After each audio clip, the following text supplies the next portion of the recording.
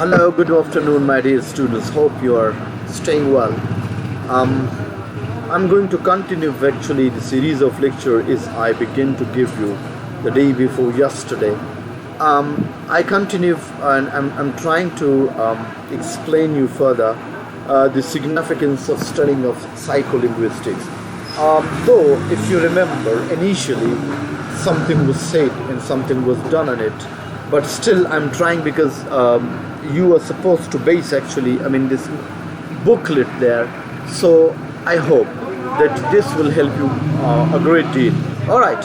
So according to Gunbeha, all right, in psycholinguistics, obviously the researchers they keep on giving you some models and some more theories and they are coming up with something new experimental regarding to specifically predict specific linguistic behavior. This thing goes on, and many people from across the globe, they are looking at it from their own context and they're trying to give you that. Well, the basic significance of psycholinguistics is that mostly it talks about all aspects of language use. Psycholinguistics it has been said before that actually it mostly talks about the relationship of language to brain. That how does the brain actually process that? So therefore. Psycholinguistics premise majorly falls upon this thing, So as these scholars you see, Bait, Dale, and Soy, in 1995, if you look at that, since that time they are busy over there. They actually say that psycholinguistics is actually, it uncovers, it shows us the universal processes that governs the development, use, and breakdowns of language. All right. So they look psycholinguistic this way. All right. We can say that mostly the psycholinguistics research is predominantly used by English language. English language is being used its basis. So therefore. We cannot distinguish between universal mechanisms and English specific facts because since English language is a very fast spreading language, it's a global language, it become a lingua franca. Therefore most of the research is being done there, and so the English specific facts that come through English, so basically we cannot generalize its finding over all other languages. So mostly however, this is very important indeed here, that this research is going to work on actually a development of language in children, language symptoms in brain, injured adults, and language processing and normal adults, in order that reflects the impact that cross-language variations have had on theoretical framework with each field. All right. Hope that you are getting this, and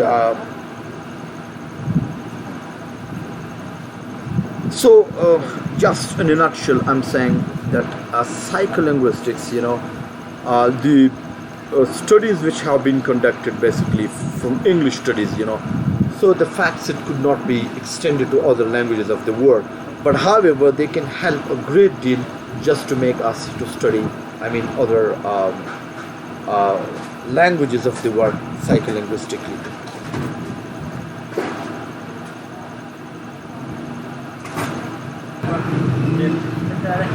Okay, let me tell you something more on actually the starting point of psycholinguistics. You can see there, this is the starting points of psycholinguistics, right? Obviously this has been time and again discussed with you people, that psycholinguistic. I mean, this works a relationship between language and and a mind. But it's a research dates back to 18th century there, which is she asserts that the first known experiment in psycholinguistics was conducted by the German philosopher Dietrich Tiedemann. All right. Basically, this research was conducted on his own son, in fact, in order to record actually the linguistic development in his son. So it is mentioned here, he carefully recorded the linguistic development of his son along with other developmental characteristics that he exhibited. Right? The first experiment record in psycholinguistics nonetheless credited to the British psychologist Francis Galton. Okay, we can say that in 18th century Dietrich Tiedemann, all right, he carried out actually the linguistics experiment upon his own son, and then the first experimental record actually in psycholinguistics that is credited to the British psychologist Francis Galton. All right. Psychology actually didn't exist as a discipline in the first half of 19th century. However, it was only recently, precisely the middle of 20th century, when the field got serious some attention from scholars. It was believed that Noam Chomsky, you are all aware of his name, in fact, Noam Chomsky is a big name. Rather, the modern I think the quite recent researches and even the modern revolution is credited to this gentleman. Still alive. He is in US, and he is not only a linguist. I must say that I think he stopped work in practical language studies, but he is a big name basically. I think in linguistics. So he is considered to be the father of many belief of psycholinguistics. Okay, the general feeling and belief is that the field grow out of research efforts of Noam Chomsky in linguistics and philosophy of language. So it means this discussion clearly means that we cannot ignore the contribution of this giant figure in linguistics, right? He is given tremendous there, and I think for modern research he is credited for all that. Yes, so for Acheson says, Reba, she actually in agreement says that the psycholinguistic has its beginning free, pre-20th century. Okay, it's because we are talking about its historical development, so you should try to keep this in mind that actually this started pre-20th century. This is actually ideal. And Chomsky, when this Chomsky, when he actually wrote a book that syntactic structure, I think, in 1958 or after the B.F. Skinner verbal behavior, he actually brought this revolutions in the language world. All right. So by 1950s and 1960s, the field has grown in leaps and bounds, because after these people, they have done some assiduous. Assiduous means some hard work of such scholar like Noam Chomsky, he is on top here, and Zelig Harris, all right, and George Miller, Cora Lashley, and Josh Osgood, John Caron, Thomas Seaborg, and Herbert Simon, among a host of others. A great contribution is credited to these people there. All right.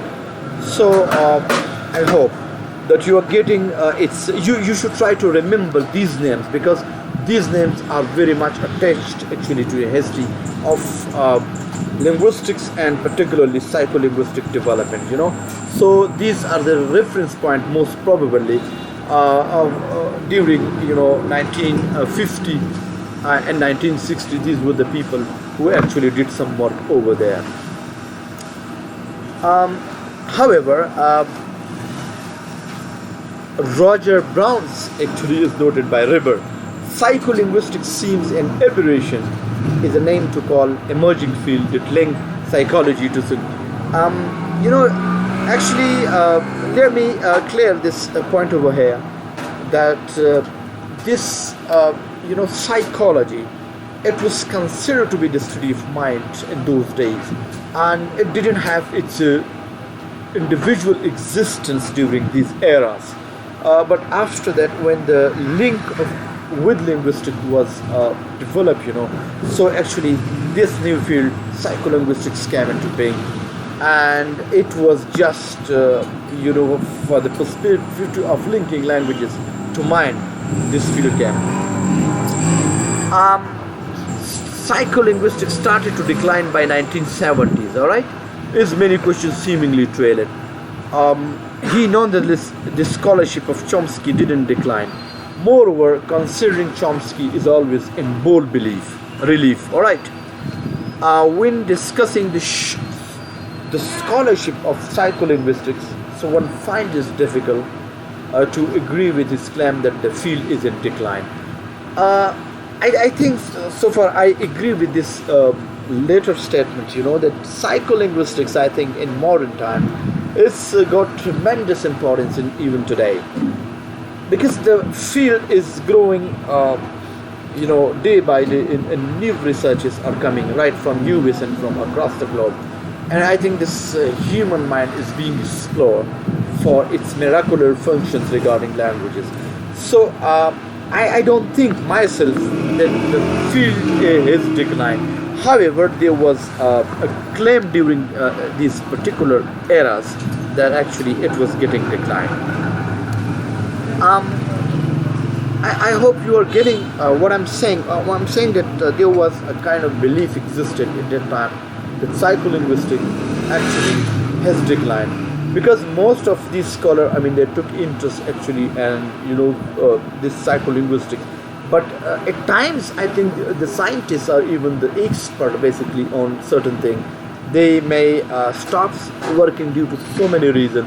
So they keeping in such scenario. So this premise might have emerged that actually it has been declined. Anyhow, as a scholar of language, you are therefore encouraged to explore the relevance of psycholinguistics to present linguistic study. As many would like to discountenance the psychological aspect of language studies and subsume after the sociological performance, Daniel proves that the relevance of psychology to linguistic study is without doubt paramount to full understanding. I'm going to stop it for a while because I am getting